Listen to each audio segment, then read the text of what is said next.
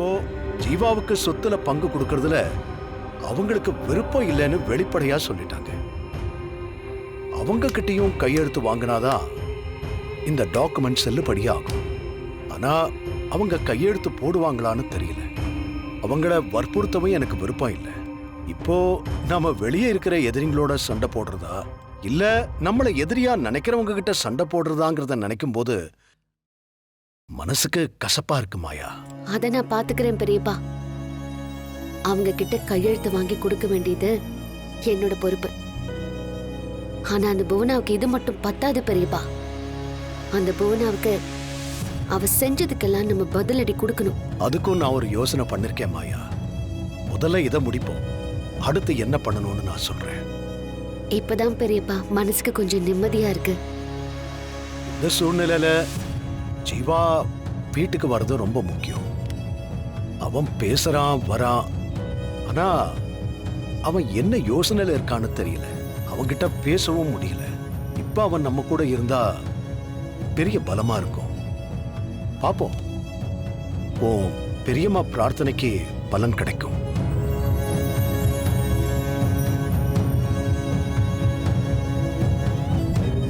இவ்ளோ சிக்கல்களுக்கு நடுவுல கதிரோட வாழ்க்கை மாட்டிக்கிச்சே. எப்படியாவது அவனை மீட்டு சந்தோஷமா வாழ வைக்கணும். இல்ல போயிடுச்சா? உங்களுக்கு எல்லாம் போயிடுச்சா? நீ எனக்கு தான் அப்படி அப்படியே இருக்கு. முகத்தை காமி. சரி சரி வா, உள்ள போல யாராவது பாத்துட்டு போறாங்க.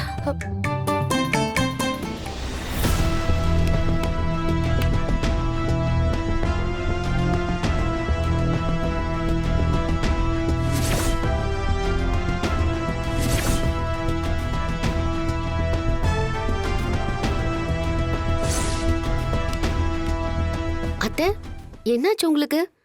ஏதாவது மில்லுக்கு போயிட்டு வந்தீங்களா? உடம்பெல்லாம் இப்படி மாவோட வரீங்க? ஹோட்டல்ல ஏதோ பார்ட் டைம் வேலைக்கு போயிட்டு வர மாதிரியே இருக்கு. எங்க போயிட்டு வரீங்க? அண்ணே, மாவு மில்லுக்கு தானே போயிட்டு வரோம். இல்லையே, எங்கேயோ போய் இவங்க 2 பேரும் நல்லா வாங்கிட்டு வந்திருக்காங்க போல் இருக்கு. ஆனா எங்கன்னு தான் சொல்ல மாட்டேங்கிறாங்க. ஏங்க கொஞ்ச நேரம் வாயை மூடிட்டு பேசாம இருக்கீங்களா? எப்ப பார்த்தாலும் எங்களை குறை சொல்றதையே வேலையை வச்சிருக்கீங்க. வா பார்வதி.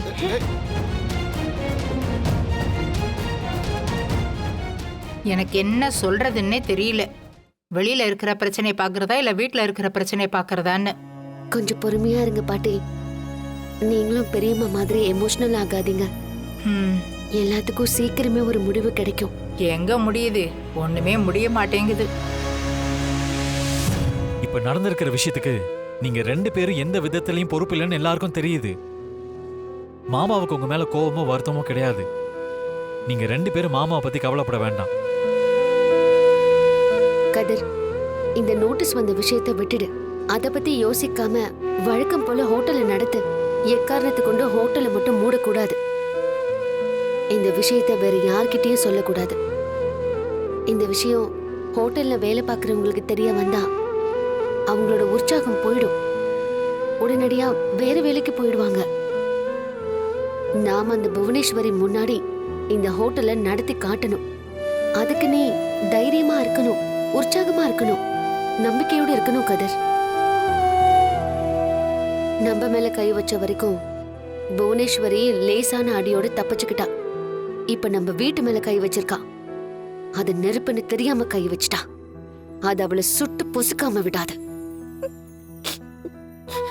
எனக்கு ஒரு முக்கியமான வேலை இருக்கு. நான் ஒரு ஆளை பார்க்கணும், பார்த்துட்டு வந்துடுறேன். அதுக்கப்புறம் நம்ம அடுத்த நடவடிக்கைகள் எல்லாம் எடுப்போம். நீ தைரியமா இரு. நீ தைரியமா இருந்தாதான் தனா தைரியமா இருப்பா. நிச்சயம் உங்க அம்மா உன்னை கைவிட மாட்டாங்க, நம்பு. நான் போய் அந்த வேலையை முடிச்சிட்டு வந்துடுறேன்.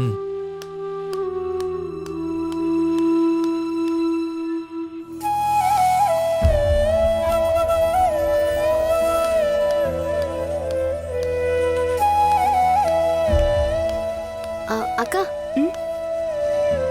என்னம்மா? உங்ககிட்ட கொஞ்சம் பேசணும். யார் நீங்க? என்கிட்ட என்ன பேசணும்? நீங்க புவனேஸ்வர் வீட்ல தானே வேலை பாக்குறீங்க? ஆமா. என்ன விஷயமா? என்னோட பேர் மாயா. என்ன யோசிக்கிறீங்க? இல்ல, அந்த புவனேஸ்வரி அம்மாவும் அவங்க அண்ணனும் மாயா மாயான்னு அடிக்கடி பேசிக்குவாங்க. நல்ல விதமா பேசியிருக்க மாட்டாங்களே. நல்லவங்களா இருந்தா தானம்மா நல்ல விதமா பேசுவாங்க. கரெக்டா சொன்னீங்கக்கா. நான் ஒரு நல்ல ஆள்கிட்ட தான் பேசிட்டு இருக்கேன்.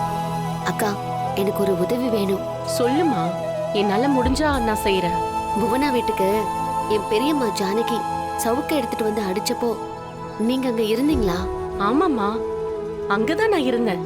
நடந்த எல்லாத்தையும் பார்த்தேன். புவனேஸ்வரி அம்மா நல்லா வாங்கினாங்கம்மா. அவங்க அண்ணனுக்கும் நல்ல அடி விழுந்துச்சு.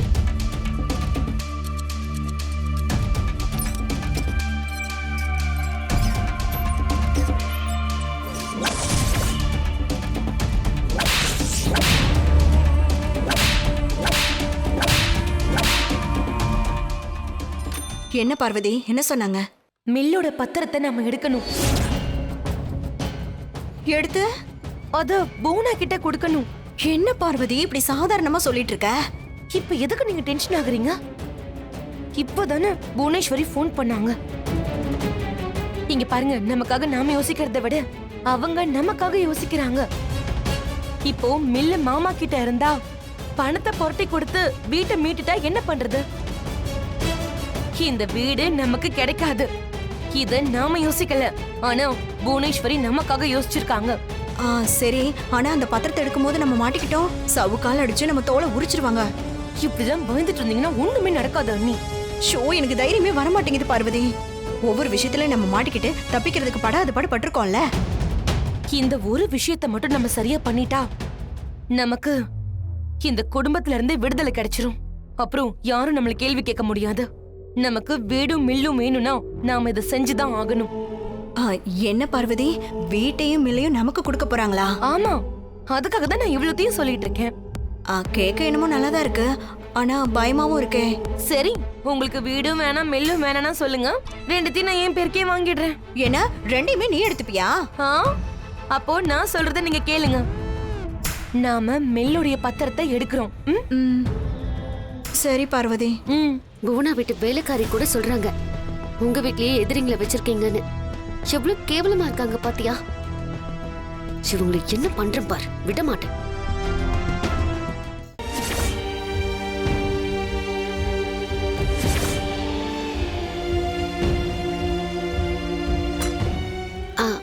பாட்டி, நீங்க கரண்டிய சூடு பண்ணுங்க. அவங்க வராங்களான்னு நான் பாத்துட்டு கூப்பிடுறேன். சரி.